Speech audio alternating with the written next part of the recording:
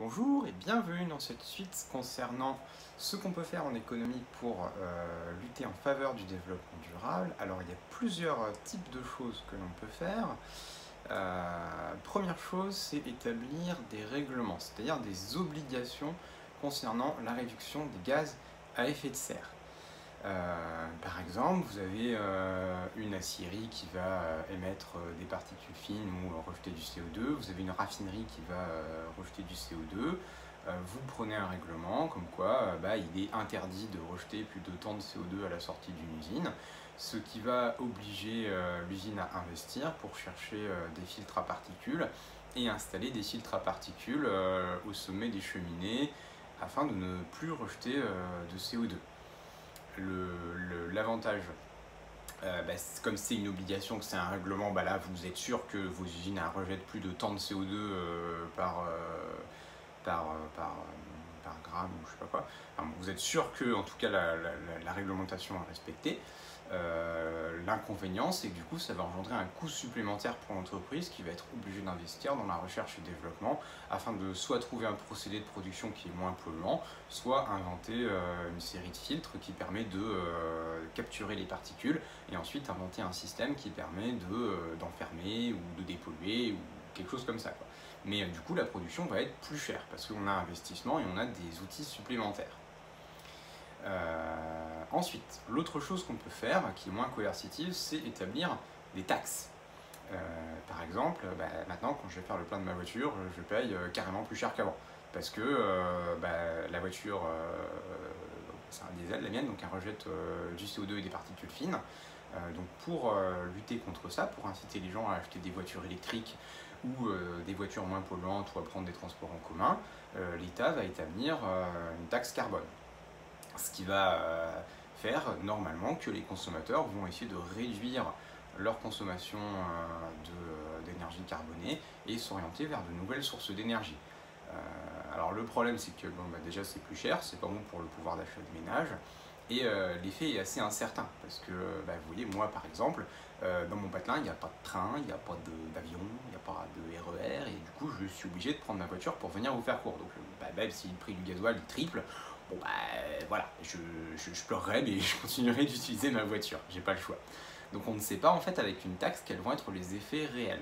On ne sait pas si vraiment vous allez réduire les émissions de gaz carbonique. Après, ce qui est positif, c'est que du coup normalement ça engendre des recettes fiscales supplémentaires pour l'État qui peuvent être soit réinvesties dans d'autres domaines, soit utilisées pour baisser les impôts. Si on repense à notre affaire de développement durable, l'argent des taxes peut être investi pour offrir une meilleure éducation aux citoyens, pour améliorer le système de santé, qui sont les autres piliers du développement durable.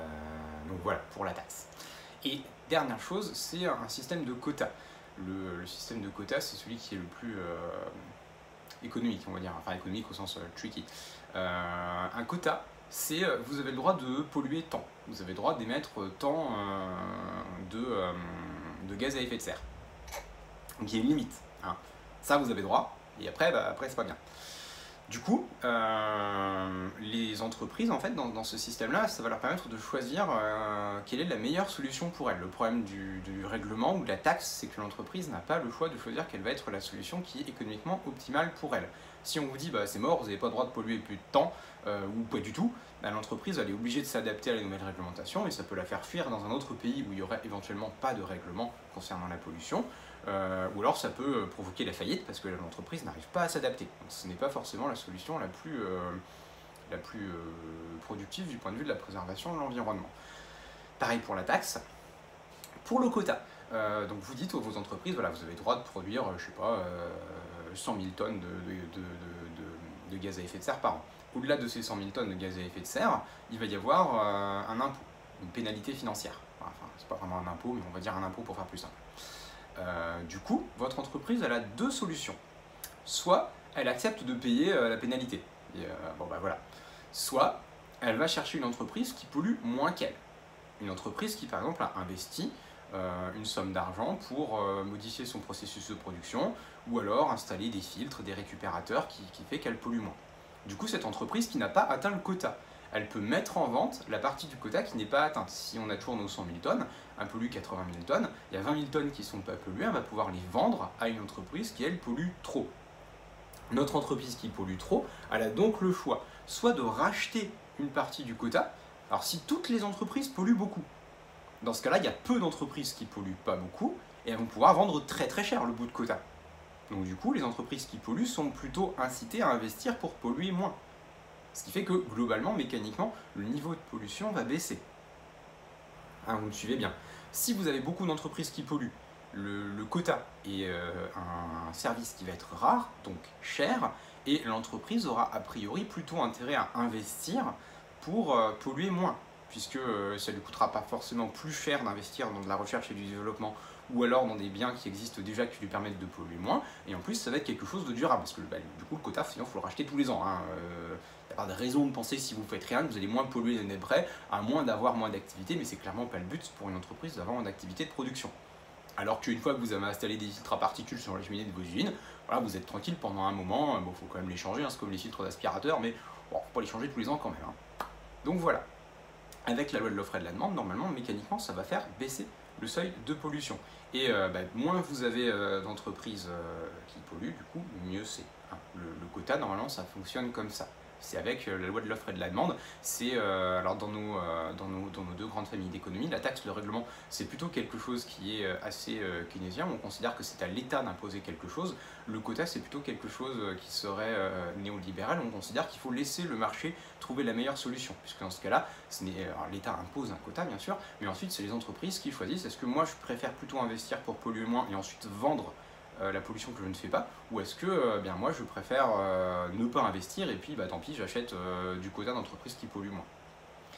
Alors on reviendra quand on se verra en cours sur deux choses qui sont importantes que je ne vais pas vous développer là parce que ce serait un petit peu long et je pense que ça passera mieux si on fait une étude de doc dessus. Donc on reverra le protocole de Kyoto, hein, qu'est-ce que c'est exactement que le protocole de Kyoto, et on verra aussi les accords de Paris, sur ce que c'est exactement que les accords de Paris.